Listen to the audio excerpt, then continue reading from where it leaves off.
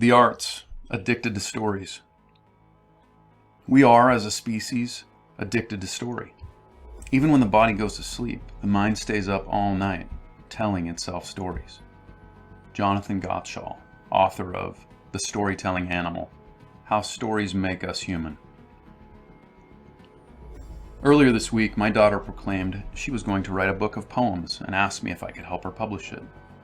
When I said we could find a way, she jumped for joy, shouting, "Then I'll be famous!" I was taken aback, wondering from where the interest in fame had come. I considered a song I've been enjoying recently called Hall of Fame by Script, and whether it, or one like it, she loves music, may have influenced her. Here are some of the lyrics from Hall of Fame. Yeah, you could be the greatest. You can be the best. You can be the King Kong banging on your chest. You could beat the world. You could beat the war. You could talk to God, go banging on his door. You can throw your hands up. You can beat the clock. You can move a mountain. You can break rocks. You can be a master. Don't wait for luck. Dedicate yourself, and you can find yourself standing in the Hall of Fame. One of that same daughter's favorite books is The Little Dancer, about the famous sculpture by Degas. The model for the sculpture was what the French at the time called an opera rat. Those young urchins who scurried in off the streets hoping ballet might provide the emotional and physical scraps and crumbs of sustenance they so craved.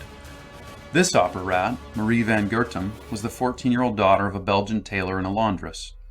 In the sculpture, she stands almost defiant in her flat-chested, skinny, coltish adolescence. Her protruding jaw, flattened facial features, and low forehead don't fit the angelic visage her viewers would have hoped for. Her right foot is far forward and turned out 90 degrees. Arms stretch uncomfortably behind her back, fingers on both hands intertwined. With shoulders back and head held high, she appears dignified in contrast to her lowly origins. Her eyes are half closed, her head is tilted. She's ready to rise above the rat of the opera mystique. If I could choose a character in one of these narratives for my daughter to emulate, it would be the Little Dancer, in her courage and strength in the face of adversity, as opposed to the character who was following the path to the Hall of Fame. I realize now, the reason I've been bothered by the season finale of the TV series Elementary is the same reason I'm challenged by the movie Schindler's List. In concert with Sherlock Holmes of Elementary, I was violently condemning of his former drug dealer Nick.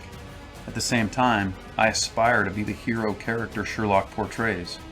But alas, I know I'm only a twist of fate away from being the weak and broken, drug-addicted version of Nick or Sherlock. Schindler's List makes me wonder what are the things in my life, like Schindler's car or lapel pin, that I don't even notice I'm holding on to, which, if I let go of, might allow someone else near me to be free. Thanks to promotion by Oprah Winfrey, with over 20 million copies sold in 46 languages, The Secret is one of the best-selling books of all time. Its message is simply that we can control our lives by the way we think and the things we think about, both positively and negatively. We can gain weight by spending our time thinking about how overweight we are or how overweight others are. We can become wealthy by envisioning ourselves wealthy. It creates an archetype of the wealthy, beautiful, healthy, powerful you, and tells us the secret of how to become that person. Offensive as it may be to many of us, I dare to compare The Secret to The Purpose-Driven Life.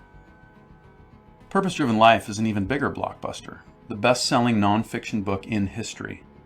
It's a book written for Christians by megachurch pastor Rick Warren, but its appeal has gone far beyond just the Christian book-buying demographic.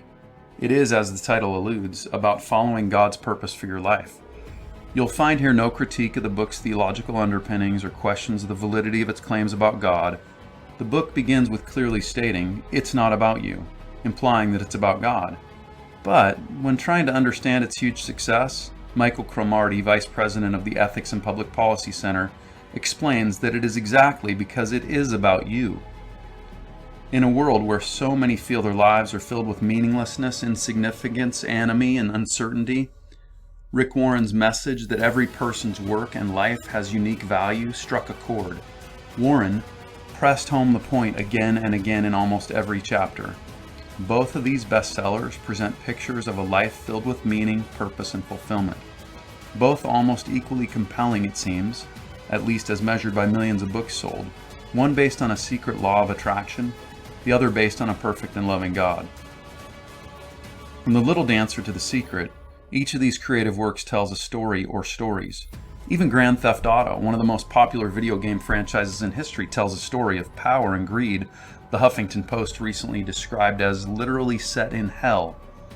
The 114.4 million viewers of the 49th Super Bowl were able to vicariously experience the thrill of victory and the agony of defeat. One of the world's best-selling board games, Monopoly, has taught many a child the story of rags to riches to rags. Reality TV is a story about an alternative reality that we might hope to imitate.